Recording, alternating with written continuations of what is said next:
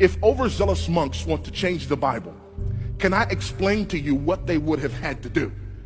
3 levels of conspiracy. Level number 1, they would have had to have a manuscript conspiracy. When we're talking about just the New Testament itself, there are over 6,000 manuscripts or portions of manuscripts for the New Testament itself.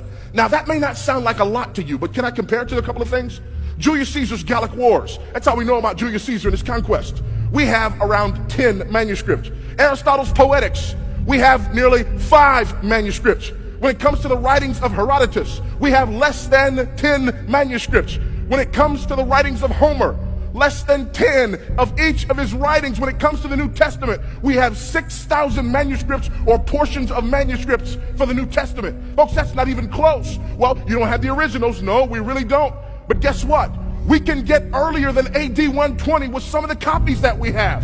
When it comes to Julius Caesar's Gallic Wars, the earliest thing we can put our hands on was written 900 years after the original. But nobody's tearing down the walls in college because they're reading Caesar. When it comes to Aristotle, the earliest thing we can put our hands on was written 1,400 years after the original. But when it comes to the New Testament, we can put our hands on documents that were written within decades of the originals. So if these overzealous monks wanted to doctor the Bible, what they would have to do is find over 6,000 manuscripts, change all of them, not show their ink work, get them all back where they stole them from, and never tell anybody what they did. That's just level number 1.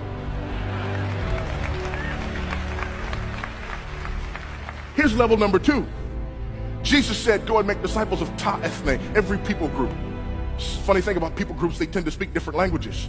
So within the first few centuries, we have the Bible translated into Syriac, Coptic, and Latin. So now these overzealous monks have to find 6,000 Greek manuscripts, change those, doctor them up, don't show your ink work, get them back. Go find all the Syriac, Coptic, and Latin translations of those Greek manuscripts, change those to match the lies that you told in another language, and get those back where you stole them from. And that's just level number 2. Now you got level number 3. The early church fathers had this terrible habit of writing commentary on the New Testament.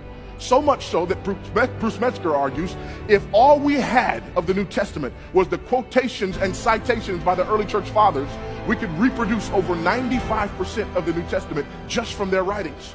So now these overzealous monks have to find 6,000 manuscripts and portions of manuscripts, steal them, change them, don't show your ink work, get it back without anybody finding out. They got to find Syriac, Coptic, and Latin translation, change those to match the lies that they told in the 6,000 manuscripts, get those back where they stole them from, and then find all of the writings of all of the early church fathers, change those to match the lies that they told 2 layers ago, get those put back, never tell anybody what they did, and never ever get caught.